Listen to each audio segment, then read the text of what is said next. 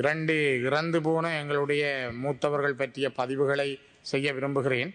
முக்கியமாக ஞாயிறு தினக்குரல் மற்றும் தினக்குரல் ஆன்லைன் ஆகியவற்றின் முன்னாள் பிரதம ஆசிரியரும் வீரகேசரி வடபிராந்திய பதிப்பின் ஆசிரியருமான மூத்த பத்திரிகையாளர் ராசநாயகம் பாரதி தனது 63வது வயதில் கடந்த 2025 ஞாயிற்றுக்கிழமை காலமானார். தினக்குரல் முன்னாள் உதவி ஆசிரியரான தேவகியின் துணைவரான பாரதி ஒரு பிள்ளையின் தந்தையுமாவார். யாழ்ப்பாணம் திருநெல்வேலியை பிறப்பிடமாக கொண்ட பாரதி 1980களில் ஈழமுரசு பத்திரிகையின் ஆசிரிய பீடத்தில் பணியாற்றியதுடன் அதன் பின்னர் முரசொலி பத்திரிகையின் ஆசிரிய பீடத்திலும் பணியாற்றிய நிலையில் கொழும்பை வதிவிடமாக்கி கொண்டதுடன் வீரகேசரி பத்திரிகையின் ஆசிரிய பீடத்தில் உதவி ஆசிரியராக பணியாற்றினார்.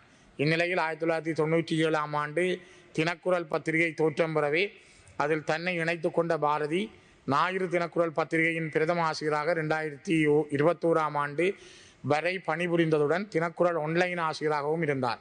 இந்நிலையில் மீண்டும் தனது மண்ணுக்கு திரும்பிய பாரதி ஈழநாடு பத்திரிகையின் பிரதம ஆசிரியராக பணியாற்றியதுடன் தற்போது வீரகேசரியின் வடபிராந்திய பதிப்பின் ஆசிரியராக பணிபுரிந்த வேளையிலேயே காலமானார். ஞாயிறு தினக்குரல் பத்திரிகையில் பாரதி, அபிமன்யு, பார்த்திபன் ஆகிய பெயர்களில் பல்வேறு கட்டுரைகளை எழுதி வந்ததுடன் சர்வதேச ஊடகங்களுக்கும் அரசியல் கருத்துக்களையும் செவிகளையும் வழங்கி வந்தவர்.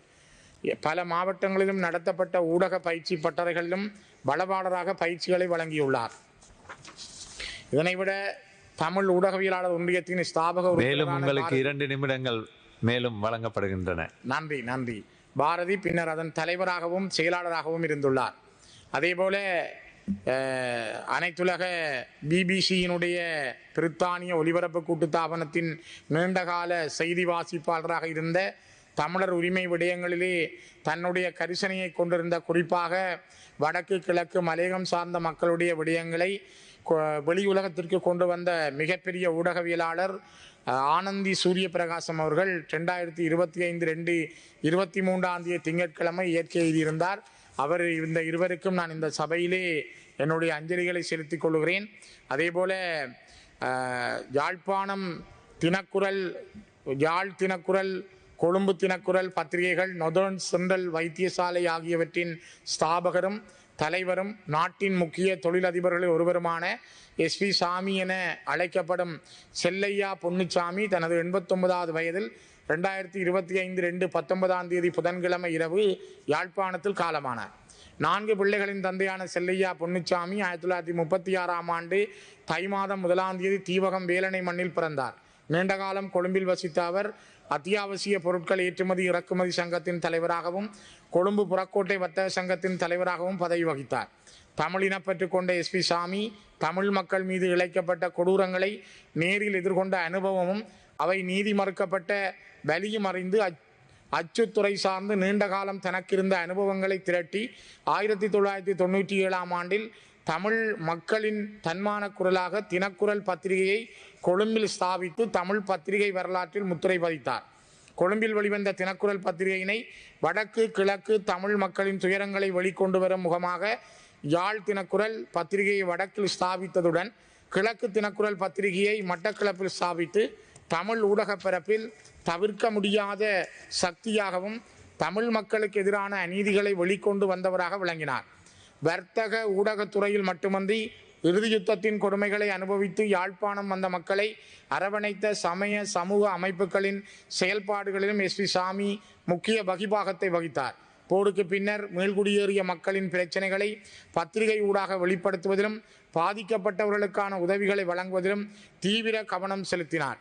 யுத்த நிறைவுக்கு பின்னர் தினக்குரல் பத்திரிகை ஊடாக கருணை பாலம் என்னும் அமைப்பினை உருவாக்கி அந்த அமைப்பினூடாக வன்னியில் போரால் பாதித்த பல்லாயிரக்கணக்கான மக்களின் வாழ்வாதாரத்துக்கு கை கொடுத்தார். இவருடைய சேவையையும் இவருடைய இழப்பையும் பகிர்ந்து என்னுடைய அஞ்சலிகளை இந்த உயர்ந்த சபையினூடாக தெரிவித்துக் கொள்கிறேன். கௌரவ தலைமை தாங்கும் உறுப்பினர் அவர்களே, நான் ஒரு முக்கிய விடயத்தை பதிவு செய்து கொள்ள வேண்டும். நேற்றைய தினம் இந்த சீருயர் சபையிலே சபாநாயகர் அவர்களால் பாராளுமன்ற உறுப்பினர் அர்ச்சுனா ராமநாதன் அவர்கள் மீதான சில தடைகள் அறிவிக்கப்பட்டது. குறிப்பாக 8 நாட்களுக்கு அவருடைய பேச்சுக்கள் ஒலிபரப்பு செய்யப்படாமலும் கன்சார்ட்டிலே பதியப்படாமலும் வருவதற்கான செய்திகளை சபாநாயகர் அறிவித்திருந்தார். அவருடைய அன்பார்லிமெண்டரி வேர்ட் என்ற பதம் பாவிக்கப்பட்டது.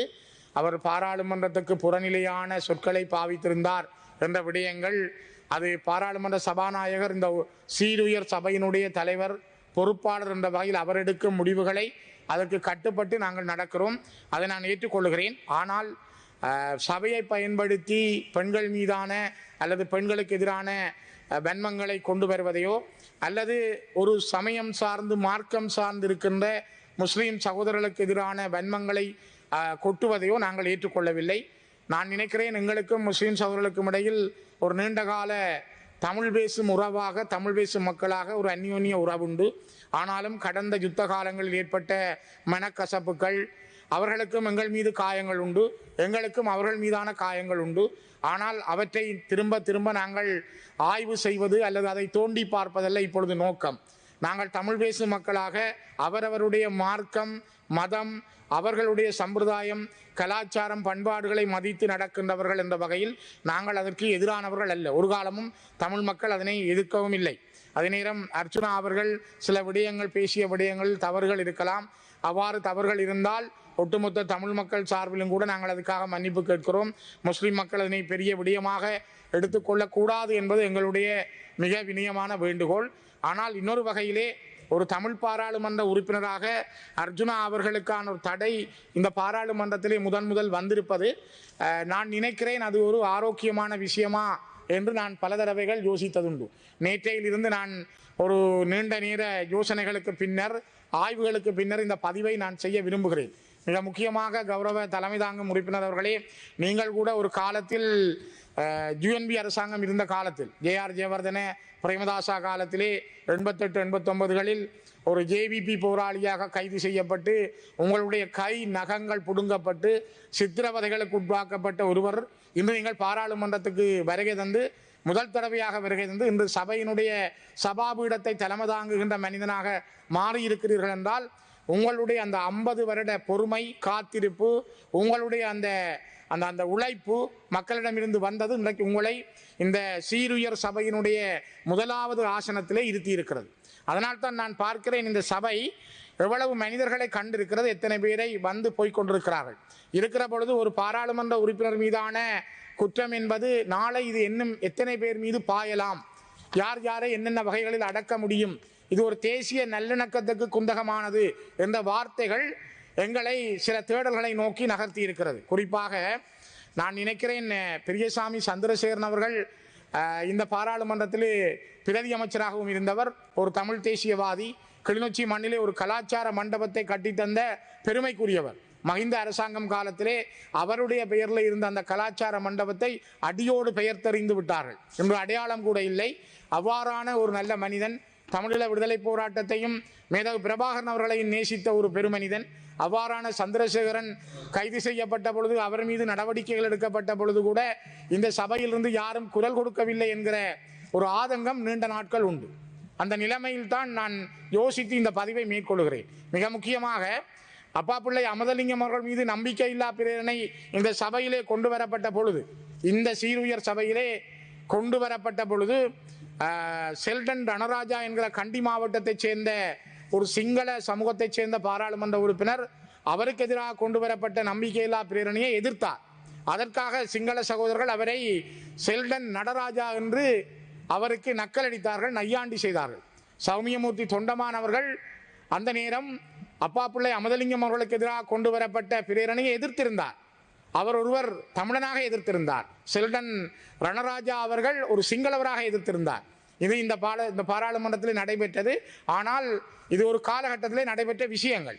ஆனால் உங்களுக்கு தெரியும், நான் நினைக்கிறேன் கௌரவ உறுப்பினர் அவர்களே, 47 வருடங்களுக்கு முதல் 1978ஆம் ஆண்டு ஒரு தமிழ் அமைச்சரான மட்டக்களப்பு மாவட்டத்தைச் சேர்ந்தவரை கொண்டு பாதுகாப்பு இந்த பயங்கரவாத தடை சட்டத்தை கொண்டு வந்தார்கள். இந்த பயங்கரவாத தடை சட்டத்தை கொண்டு வருகிற பொழுது ஜேஆர் ஜெயவர்தன மிகவும் தந்திரமாக, அவர் இலங்கையிலே தந்திரம் மிக்க நரி தந்திரசாலி என்று சொல்லப்படுகின்ற ஒருவர், அவர் அமுதலிங்கம் அவர்களையும் சரி, அந்த நேரம் எங்களுடைய தமிழர் விடுதலை கூட்டணி சார்பாக 18 பேரிலே ஒருவர் ராஜதுரை ஜேஆர் ஜெயவர்தனோடு சென்றிருந்தாலும் கூட அவருடைய பக்கத்திலே 17 பேர் அமுதலிங்கத்தோடு இருந்த பொழுது ஜே.ஆர். ஜெயவர்தன அவர்கள் அமுதலிங்கத்துக்கு சொல்லியிருந்தார், 3 மாதங்களில் நான் மீளவும் இந்த சட்டத்தை திரும்ப எடுத்து விடுவேன், நீங்கள் இதை எதிர்க்க வேண்டாம். அந்த வரலாற்று தவறை அந்த நேரம் தமிழர் விடுதலை கூட்டணி செய்திருந்தது. அப்பா பிள்ளை அமுதலிங்கம் அவர்கள் எதிர்க்கட்சி தலைவராக இருந்தார். பின்னர் எதிர்க்கட்சி தலைவராக இருந்த எங்களுடைய சம்பந்தனையாவும் அந்த நேரம் பாராளுமன்ற உறுப்பினராக இருந்தார். ஆனால் அந்த நேரம் இந்த பயங்கரவாத தடை சட்டத்தை தமிழராகிய நாங்கள் யாரும் எதிர்க்காமல் விட்டது ஒரு பெரிய வரலாற்று தவறு. அந்த வரலாற்று தவறு இன்றைக்கு 47 வருடங்களாக பல ஆயிரம் உயிர்களை, பல்லாயிரக்கணக்கான உயிர்களை நாங்கள் காவு கொடுத்திருக்கிறோம். கோடிக்கணக்கான சொத்துக்களை இழந்திருக்கிறோம். பல மக்களை இழந்திருக்கிறோம். நாங்கள் இந்த மண்ணிலே இன்றும் அந்த தடை சட்டத்துக்கூடாக வதைப்படுகிறோம். இது ஒரு மிக மோசமானது. நான் நினைக்கிறேன் கௌரவ உறுப்பினர்களே, நீங்கள் கூட 88, 89 அந்த பயங்கரவாத தடை சட்டத்துக்கு கீழே தான் நீங்களும் சித்திரவதைகளை அனுபவித்தீர்கள்.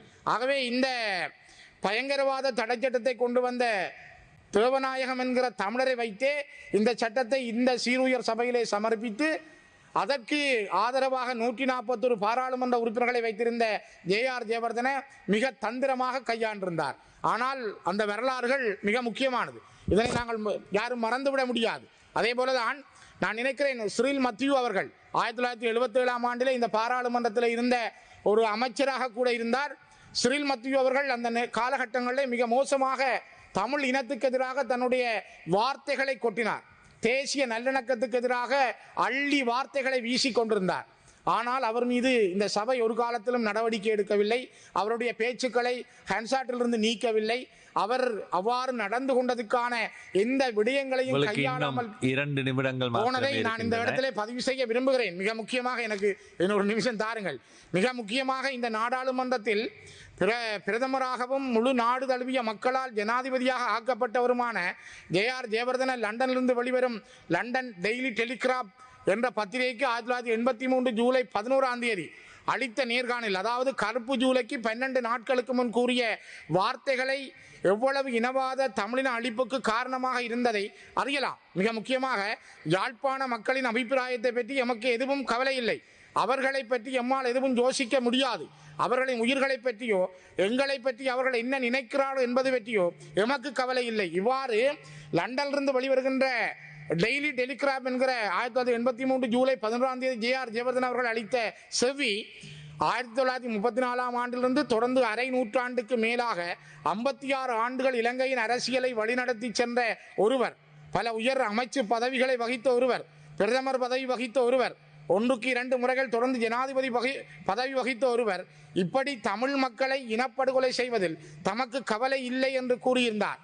நான் ஏன் பதிவு செய்கிறேன் என்றால், இவர்களெல்லாம் பேசிய பொழுது தேசிய நல்லிணக்கம் பற்றி, தேசிய இணக்கம் பற்றி அந்த நேரத்தில் இந்த சபையிலே எந்த நடவடிக்கையும் எடுக்கப்பட்டிருக்கவில்லை.